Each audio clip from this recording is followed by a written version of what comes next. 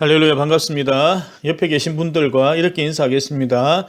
나는 당신 편입니다. 이렇게 인사하겠습니다.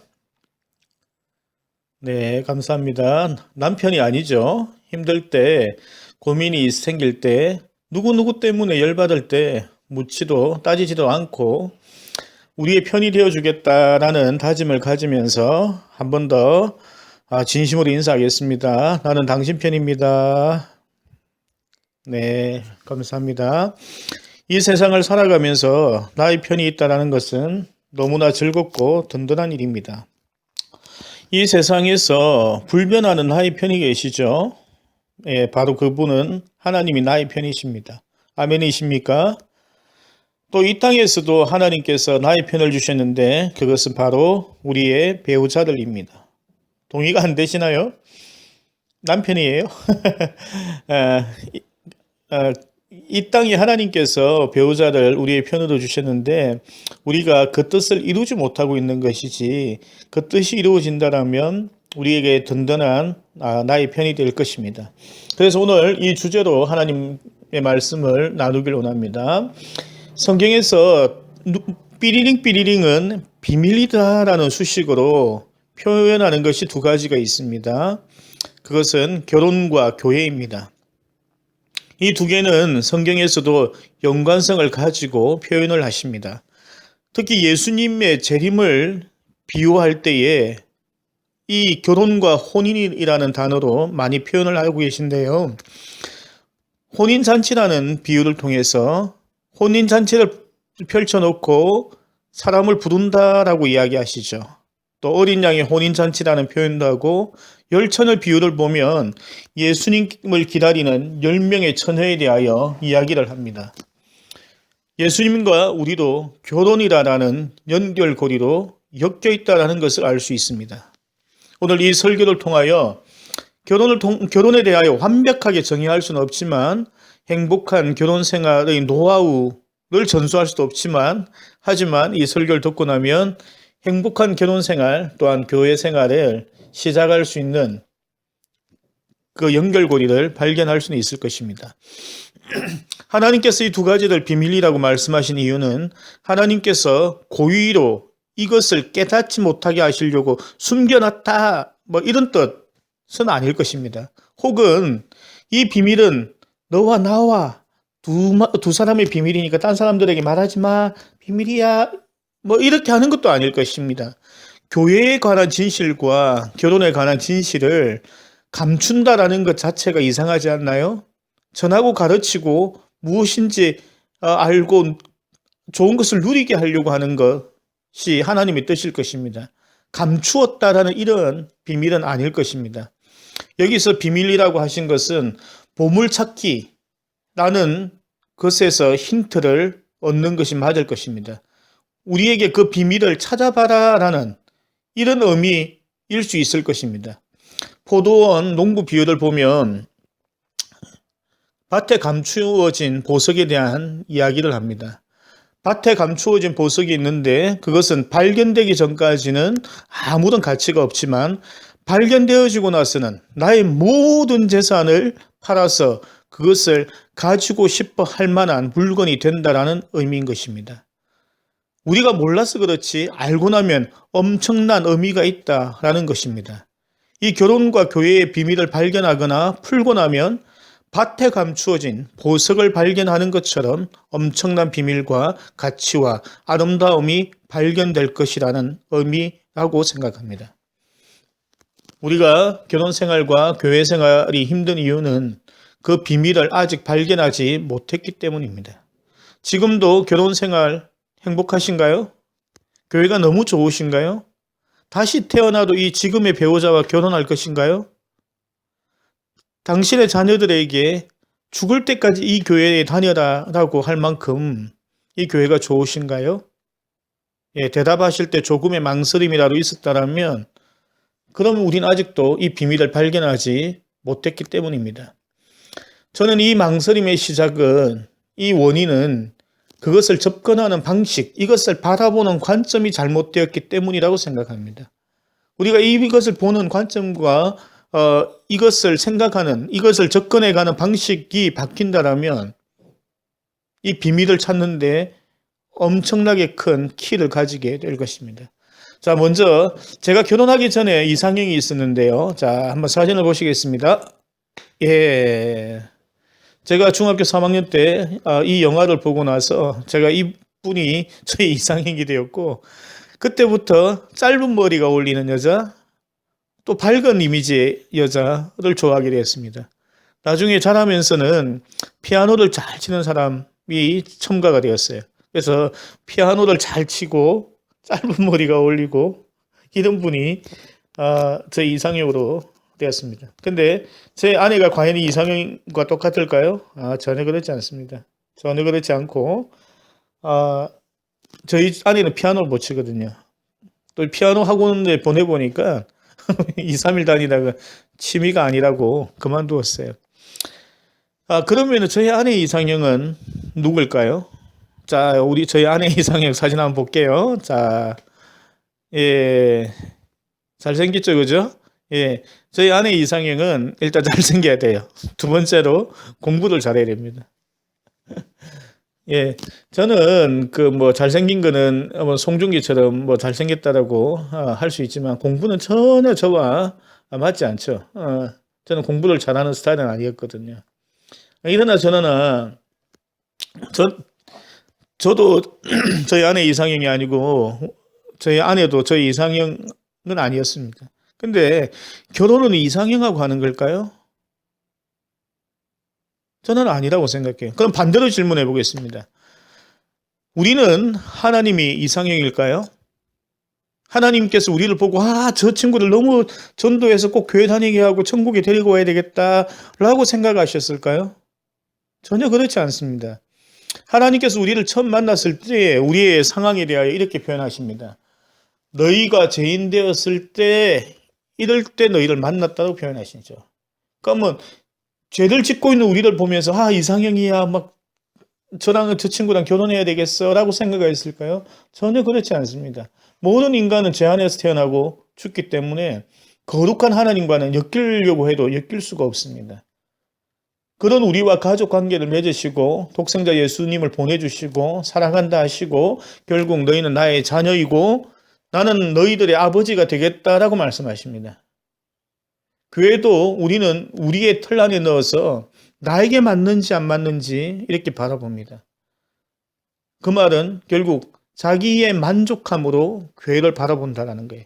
자기의 만족함을 위해서 자기의 배우자의 이상형을 갖는다는 것입니다. 이해가 가시나요? 이상형이라는 것은 지극히 나의 주관적이고 나를 만족시킬 수 있는 그 관점으로 본다는 것입니다.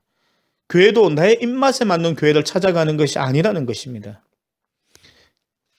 결혼과 교회의 공통점은 이상형을 만나는 것이 아니라 나의 돕는 배필을 만나는 것입니다. 돕는 배필은 헬프십이라고 할 수 있습니다. 이것은 내가 돈이 필요하니까 돈 많은 여자와 돈 많은 남자를 만나야 된다 이런 뜻이 아닌 거예요. 이것은 나의 욕구를 충족해 주는 것이지 이것은 돕는 배필이 되는 것이 아닌 것입니다. 예를 들어 보면 저는 저희 아내와 결혼하기 전에 우리 아내의 좋은 점, 내가 참 마음에 들었던 점은 기도를 열심히 한다는 것이었습니다. 저는 보수적인 교회에서 자랐기 때문에 신앙생활 때 동성기도를 한다든지 오랫동안 기도하는 이거 익숙하지 않았었어요. 근데 아내와 결혼할 때도 보기 좋았지만 결혼하고 나서 아내가 다녔던 교회에 출석을 했었는데요. 몇 개월 이렇게 1년 가까이 다니면서 그 기도에 대한 훈련을 아내가 출석했던 교회에서 배우게 되었던 거예요. 그러니까 저희 아내는 나의 기도라는 파트에 대하여 좋은 헬프십을 가지고 있었던 것입니다. 결국 우리의 이상형이나 배우자를 보는 눈은 오래 기도를 통하여 다듬어지고 완성되어져야 합니다. 드라마나 영화 같은 거 보면서 저런 사람이 내 배우자가 되면 좋겠어 이렇게 훈련 받으시면 안 되는 거예요. 기도와 말씀을 통해서 하나님께서 나의 눈을 바른 이상형을 나의 배우자를 보는 눈을 가지게 바뀌어야 한다는 것입니다. 나에게 무엇이 필요한지를 보아야 된다는 것입니다. 교회를 볼 때도 마찬가지인 거죠. 나는 기도하는 게 너무 좋아요. 기도가 신앙의 핵심이라고 생각합니다. 기도 열심히 하는 교회로 가야지 이렇게 생각하는 것이 아닌 것입니다. 나는 기도를 잘하고 말씀이 부족하다라면 말씀을 잘 가르치는 교회로 가야 하는 것입니다. 왜냐하면 나는 기도는 잘하기 때문에 나의 부족한 부분을 채울 수 있는 교회로 가는 것이죠. 왜 우리 교회는 열심히 기도하지 않지? 왜 목사님은 기도에 대해 강조하지 않지? 기도 열심히 하는 교회로 옮겨야지? 이렇게 생각하는 것이 아닌 것입니다. 내가 우리 교회에 돕는 배필이 되어야 합니다. 우리 교회가 말씀이 좋아요? 그렇다면 나는 기도를 잘해요? 그러면 기도하는 부분으로 내가 이 교회를 섬겨야 하는 것입니다. 그리고 교회의 말씀이라는 것을 통하여 나는 훈련받고 성장하고 그러한 도움을 교회를 통하여 받아야 하는 것입니다. 내가 가만히 쳐다보면 우리 교회를 통하여 배우거나 도움을 얻을 것이 너무나 많다는 것을 알 수 있을 겁니다. 또한 내가 도와야 할 부분들도 많다는 것을 알 수 있을 것이에요. 나를 만족시키는 교회를 찾는 것이 아니고 내가 도와야 될 교회로 가야 하는 것이죠. 그럼 큰 교회 가지 말 이런 말도 아니에요. 이 교회든 큰 교회든 작은 교회든 내가 섬기거나 내가 이 교회에 부족한 부분을 채워야 할 것들이 보일 것이에요. 그 일들을 내가 하는 것입니다. 그러면은 만족하지 못할 교회가 없다라는 거예요. 목사님들도 마찬가지입니다. 나의 관심 분야는 목사님들 잘하는 내가 은사가 되어 잘 가지고 있는 부분만 열심히 하는 교회들이 있어요. 그런 목사님들도 계십니다. 제가 만났던 어느 목사님께 이런 이야기 하셨어요. 나는 부자 동네 개척에서 이제 헌금이 많이 들어오면 해외에 자주 선교하러 나가는 것이 자기 꿈이래요. 그러면서 저랑 이야기하면서 다음 세대에 대해서 이야기를 나누니까 하나 다음 세대에 뭔지도 모르고 관심도 없다라는 거예요. 담임 목사님이 잘 모른다고 하더라도 그 다음 세대 아이들도 그 교회의 성도잖아요. 그리고 그 성도님들의 자녀들이고. 그러면 그 관심이 있는 부분, 잘 하실 수 있는 분들을 모으셔서 그 일을 할 수 있도록 만들어줘야 된다는 거예요. 근데 자기가 모르고 관심이 없다고 그 파트에 대해서는 그냥 내버려 두는 거예요. 대충 그냥 내버려 두는 거예요. 그것이 아니라는 거예요. 그 부분을 내가 부족하니까 그 부족한 부분을 채울 수 있는 성도들이나 사역자를 데리고 와서 그 일들을 할 수 있도록 만들어야 된다는 거예요. 그래야지 교회가 든든하게 굴러가는 거예요. 이 원리는 셀 교회를 하신 분들이나 한국 교회 부흥 역사에 대한 논문들 보면은 똑같아요. 부흥하고 성장한 교회는 모든 파트들이 강하게 다 잘 연결되어서 굴러간다는 그 교회들이 잘 된다는 겁니다. 두 번째로 살펴볼 것은 결혼은 십자가가 있습니다. 그 십자가를 져야 된다는 거예요. 제가 저희 딸을 25살에 결혼시키겠다 했더니 대부분의 여자분들이 반대하는 거예요. 안 된다, 안 된다. 안 된다. 그 어린 나이에 결혼해서 고생시키려고. 예. 친구들하고 놀아야 되고, 여러 가지 이야기 하세요. 그러나 저는 반대로 생각합니다. 친구들과 놀고, 친구들과 여행 다니고, 밥 먹고 하는 일도 재미있을 줄 몰라도 남편하고 하는 것이 최고인 것이에요. 그보다 더 중요한 것은 부부 관계가 모든 인간관계의 근본이기 때문에 이 가장 근본적인 관계부터 확실히 만들어야 된다는 것입니다. 제가 한국의 탑 연예인 한 명의 예를 들도록 하겠습니다. 이분은 탑스타였어요. 결혼을 했습니다. 2명의 자녀를 두었습니다. 그리고 이혼을 하였습니다. 그리고 드라마를 찍었는데요. 엄청나게 대박이 났어요. 잘 되었어요. 근데 갑자기 돌연히 몇 개월 있다가 자살을 했습니다. 그 남편도 탑스타예요. 근데 저는 그 광경을 보면서 더 황당했던 것은 많은 연예인들이 나는 저분과 절친이다. 지금 정말 친하고 같이 고민도 이야기하고 엄청나게 많은 이야기들을 했어요. 아니 근데 옆에 그래 좋은 친구들이 많이 있는데도 왜 자살을 했을까? 저는 그러한 의문을 가졌습니다. 그리고 나니 남편도 자살하고 가정이 완전히 풍지박산이 났던 거예요. 여러분 옆에 절친들이 있다고 해서 내가 외롭지 않거나 내가 너무 행복하다, 그러지 않다라는 것입니다. 자녀들이 있어도, 자녀들이 두 명이나 있어도 그것 때문에 내가 완벽한 행복함을 누릴 수 있는 것은 아니라는 것이에요. 여러분, 아담을 보십시오. 아담 주변에 늘 동물들이 많았어요. 아담이 했던 잡이 무엇인가 하면 동물의 이름을 지어주는 거예요. 지금도 지구상에 뭐 포유동물만 2만 마리가 넘는다 하죠. 2만 종이 넘는다 하죠. 그럼 올 때마다 이름을 지어야 되잖아요. 예를 들어 2만 마리가 오면은 매일 뭐 10마리, 1000마리, 뭐 100마리 이렇게 이름 지어주고 그 다음날 또 이름 지어주고 얼마나 오랫동안 계속 지어줬겠어요. 아침 9시 출근해서 다시 퇴근하고 이름 지어주고 퇴근하고 그래서 6일 일하고 안식일 하루 쉬었겠죠. 그런 일을 계속하고 있었던 거예요. 그러니까 아담은 잡도 있었어요. 늘 동물들이 오니까 또 나름대로 그냥 친구 같았을 거예요. 애완동물 같았을 거예요. 근데 그 광경을 하나님께서 보시고 뭐라고 하셨는가 하면 매일매일 그래 열심히 일하고 있는 아담, 매일매일 동물들하고 놀고 있는 그 아담을 보고 하나님께서 뭐라고 하셨는가 하면 외로워 보인다고 하신 거예요. 이해가 갑니까? 매일 그렇게 열심히 일을 하고 있는 아담을 보면서 외로워 보인다고 이야기하신 거예요.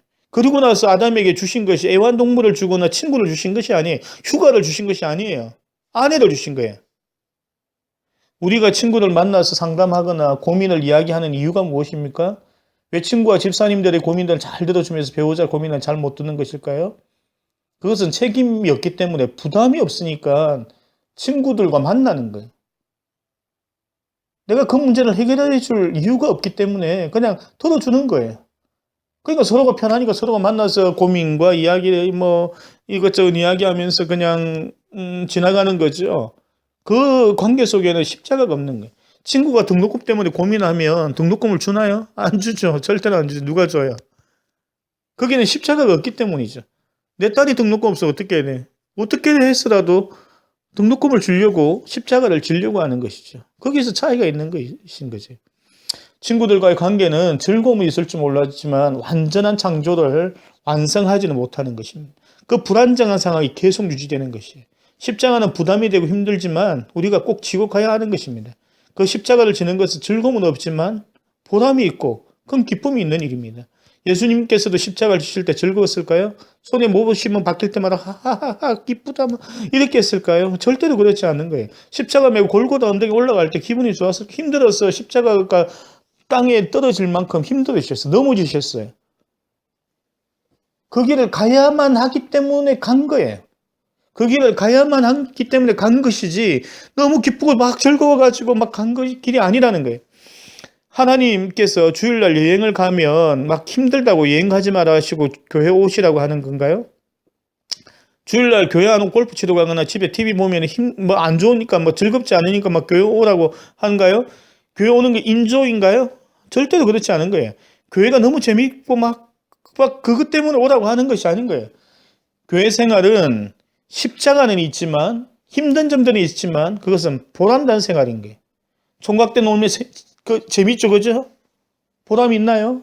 그렇지 않는 거예요. 결혼하면 처자식을 먹여 살려야 되는 건 그 총각대보다 2배는 더 일해야 될 거예요. 신경 쓸 일 스트레스도 많이 있을 거예요. 어떤 그 남자 집사님이 딸 너무 이뻐하고 막 사랑하시는데 그 딸이 5살 넘고 나서 저희가 하는 말씀이 뭔가 하면 딸 때문에 귀에서 피가 날 것 같아요. 딸이 너무 말이 많아서 귀에 피가 나겠대. 그 사랑스럽고 이쁘다는 그 말이 쏙 들어가고 그거는 십자가도 아닌 거예요. 하지만 행복하신가요? 물어보면 당연하죠. 행복하죠. 너무 행복한 거죠. 여러분 돈 때문에 결혼 못한다고 그런 이야기들 하시는 분들이 많이 있습니다. 한국에서 결혼하지 않는 이유, 결혼을 늦게 하는 이유도 돈 때문이라고 이야기해요. 크리스찬들은 절대 그렇게 생각하지 않습니다. 그렇게 생각하면 안 되는 거예요. 돈이 우리에게 행복을 만들어주는 것이 아니라는 것이. 하와가 결혼할 때 돈 싸들고 왔나요? 절대 그렇지 않죠. 하나님께서 우리의 영혼의 만족함에 대해 이야기하시지 물질의 풍요로움이 행복을 준다라고 말씀하고 있지 않기 때문에 돈은 필요하죠. 하나님 주시면 많이 받으셔야 돼요. 억대 연봉 좋죠. 더 많이 받으셔도 돼요. 하지만 물질 때문에 결혼을 못한다라는 물질이 우선이다라고 생각하는 내 영혼의 성숙함과 영혼의 만족함보다 더 우선이라고 하는 이 생각이 잘못된 것입니다. 여러분, 교회 가기 싫은가요? 그럼 교회 안 가면 되나요? 그건 기분대로 신앙생활을 하는 거예요. 내 기분이 안 좋고 뭐 교회 가니까 막 힘드니까 안 가. 그것이 아니라는 것이. 그것 때문에 교회를 안 가는 것이 아니라는 거예요. 교회 속에 짊어져야 될 십자가를 일부러라도 찾으셔서 그 십자가를 지셔야 되는 거예요. 이상형으로 보는 그 눈을 바꾸셔야 된다는 거예요. 내가 거기에 돕는 배필의 자리에 가려고 노력하셔야 된다는 거예요. 말씀을 맺습니다. 우리가 가지고 있는 세계관이 이 세상에서 온 것인지 아닌지부터 점검해야 합니다. 우리의 결혼관은 그리고 교회관이 나를 만족시키는 그러한 시각에서 보고 있는 것은 아닌지부터 점검해야 하는 것입니다. 세상적 시각으로 결혼과 교회를 보면 우리는 만족 못하고 힘들어하고 불만만 쌓여가는 것입니다.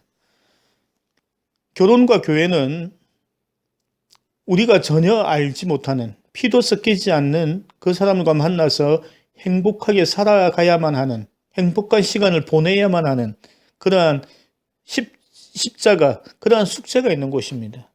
내가 이 교회가 좋아서 이 교회에 등록했지만 나중에 보니까 구역을 편성해 줬는데 내하고 이 사람이 안 맞아. 아니면 내가 봉사한다고 성가대나 찬양팀 갔는데 내 생각하고 달라요.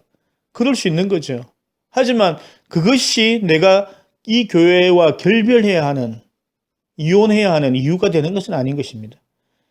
결혼을 해보니 배우자가 내 생각하고 달라요. 그런다고 한다고 할지라도 결별해야 되는 이유가 되지 않는다는 것입니다.